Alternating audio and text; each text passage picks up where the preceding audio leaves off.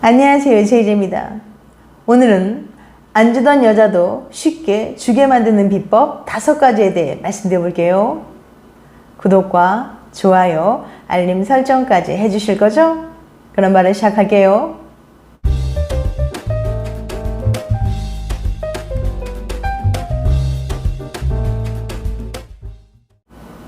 인간의 가장 강한 욕망 중에 하나는 성욕입니다. 더구나 성욕은 인간의 원초적인 종족 번식 본능도 포함하고 있어요. 그런데 갈수록 성관계를 갖지 않는 사람들이 늘어나고 있다고 합니다. 2021년 한국의 성인 3명 중에 1명, 즉 36%는 지난 1년간 성관계를 갖지 않았다는 조사 결과가 나왔어요. 지난 2000년 비슷한 조사에서 11%였던 수치는 21년 만에 3배 이상으로 뛴 겁니다. 한국 사회에서 부부가 서로 잠자리를 갖지 않는 섹스리스가 점차 확산되고 있다는 뜻이죠. 그렇다면 섹스리스의 원인은 무엇일까요? 섹스리스를 유발하는 가장 큰 원인은 익숙해진 거리감입니다. 결혼 생활을 하거나 연애를 하다 보면 애인과의 정서적 거리가 생길 때가 있습니다. 그럴 때마다 우린 빨리 화해하고 잘 대화를 해 벌어진 거리를 어서 좁히려고 하죠. 그런데 가끔씩 거리감을 줄이려는 노력을 소홀히 하기도 합니다. 알아서 풀리겠지, 내가 왜 그랬는지 알겠지 하면서 갈등을 풀지 않고 그냥 넘어가는 거죠. 이런 일들이 거듭되면 그 거리감에 두 사람이 익숙해집니다. 더 이상 화해나 대화를 해도 다시 가까워질 수 없다고 확신할 때 잠자리할 욕구가 생기지 않아 섹스리스로 이어진다는 거예요. 다시 말해 두 사람의 관계가 멀어진 게 문제가 아니라 멀어진 관계에 익숙해진 것이 문제라는 거죠.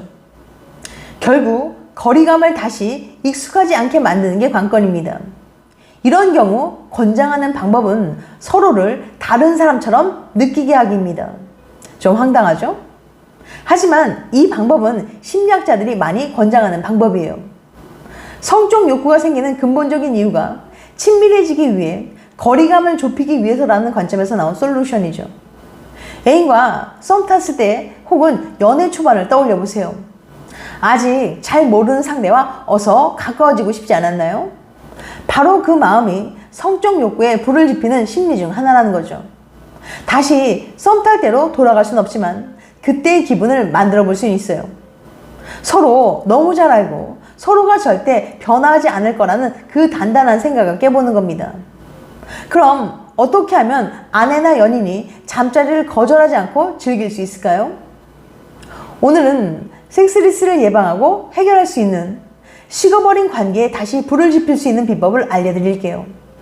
혹시 이런 문제로 고민 중이신 분들은 특히 오늘 영상 집중해서 끝까지 봐주세요. 안 주던 여자도 쉽게 주게 만드는 비법 5가지, 섹스리스 커플 예방하고 해결하는 방법이에요. 첫 번째, 오랜 연애 습관 버리기. 한 사람과 오래 만나다 보면 연애할 때 습관 같은 것들이 생기기 마련입니다.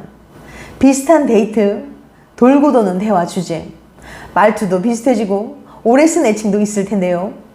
그 지루한 연애 습관을 의도적으로 끊어내보세요. 힘들면 작은 것부터 시도해보세요. 평소에 너무 격식 없이 대화를 했다면 정중한 말투나 호칭으로 바꿔본다거나 늘 카톡으로만 연락했다면 편지로 소통해보는 것도 좋습니다. 한 번도 안 해본 이색 데이트를 떠나보는 것도 도움이 될 수 있어요. 이렇게 약간의 신선함을 더하는 것만으로도 성욕의 불씨는 되살아날 수 있거든요. 애인이 거리감에 익숙해진 이유는 그 거리가 이젠 좁혀지지 않을 거라고 믿기 때문입니다. 아무리 말해도 상대가 변하지 못할 거라고 확신한 상태죠. 애인과의 관계를 지루하고 익숙하게 만든 것들을 모두 청산하고 새로운 방식의 연애로 재출발하는 거예요. 두 번째, 제대로 공감해주기. 커플은 언제 성욕이 높아질까요?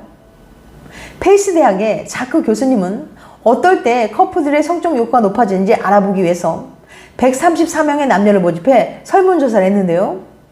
여러 요소들을 성적 욕구와 비교해보니 매우 흥미로운 결과가 나타났습니다.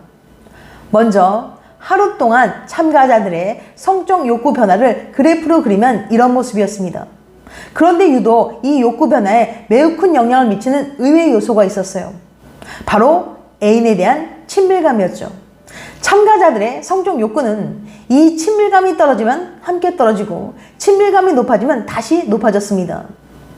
여기서 말하는 친밀감이란 상대가 내 마음속을 꼼꼼히 들여다봐주고 행복과 기쁨, 걱정과 고민을 함께 나눠줄 때 받게 되는 느낌이랍니다. 그리고 이 연구 결과에는 남녀 차이도 없었어요. 남자들은 정서적인 유대감만으로 충분히 흥분할 수 있다고 합니다. 그럼 여자는 어떨 때 남자에게 강한 친밀감을 느낄까요? 어떻게 행동해야 여자들이 쉽게 호감을 느끼게 될까요? 여자들의 마음을 사로잡는 남자의 행동은 바로 공감하기랍니다. 여자는 남자가 자신의 말을 잘 들어주고 공감해 주길 원해요. 그런데 대부분의 남자들은 제대로 공감해 주지 못합니다. 자신은 분명 공감해 줬다고 생각하지만 여자는 그렇게 생각하지 않는 경우가 많아요. 그건 바로 남자와 여자의 차이 때문인데요. 남자들은 어떤 이야기를 들으면 뭔가 조언이나 해결책을 제시해 주려는 경향이 있습니다. 여자는 공감을 바라고 말한 건데 남자는 충분히 공감했다면서 자꾸 충고만 하려고 하는 거죠. 공감을 원하는 여자, 해결책만 주는 남자, 커플들의 대표적인 갈등 원인 중 하나입니다. 사실 심리학에서는 공감하기 위해서는 두 가지가 필요하다고 해요. 공감 능력과 공감에 대한 동기죠. 공감 능력은 말 그대로 얼마나 정확하게 공감할 수 있는지고, 공감에 대한 동기는 얼마나 공감하고 싶은지를 말합니다.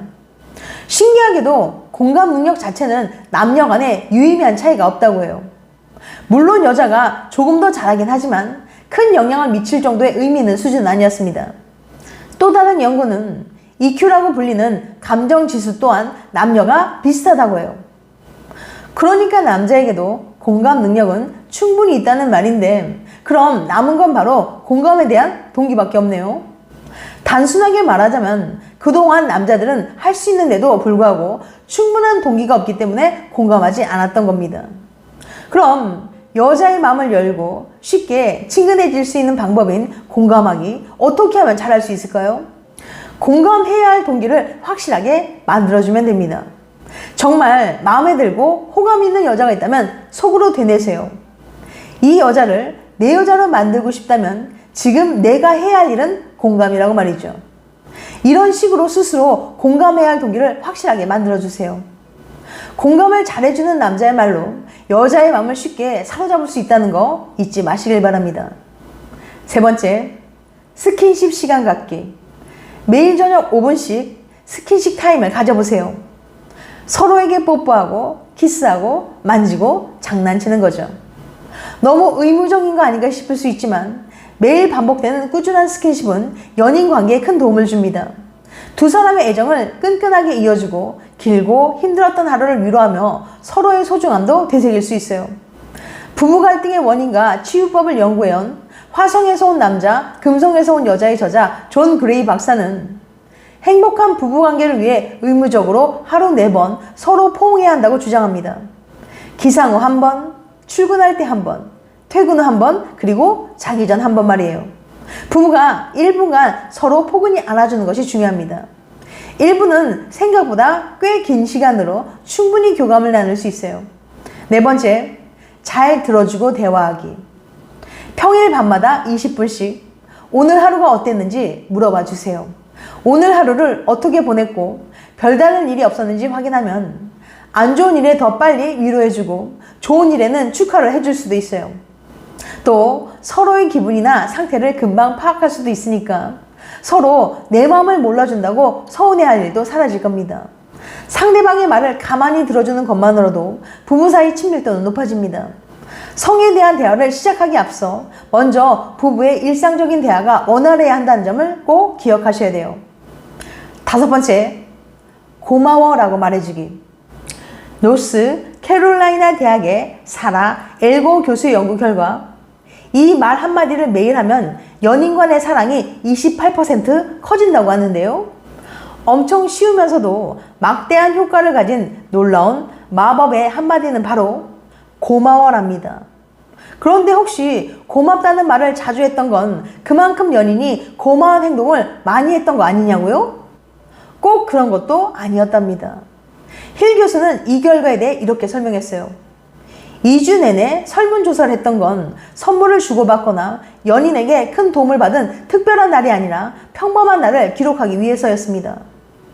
관계의 만족도가 높은 사람들은 연인의 특별한 행동에만 고마움을 느끼는 게 아니었어요. 일상의 순간, 찰나의 배려에도 고마움을 느끼고 그 고마움을 표현했습니다. 예를 들면 바쁜데도 틈틈이 연락해줘서, 피곤할 텐데도 데려다줘서, 먼저 전화해줘서 고맙다고 말하는 거예요. 작은 일에도 고맙다고 말하는 연인을 보면 괜히 스스로 뿌듯해지기도 하고 더 잘해야겠다는 생각이 들어요.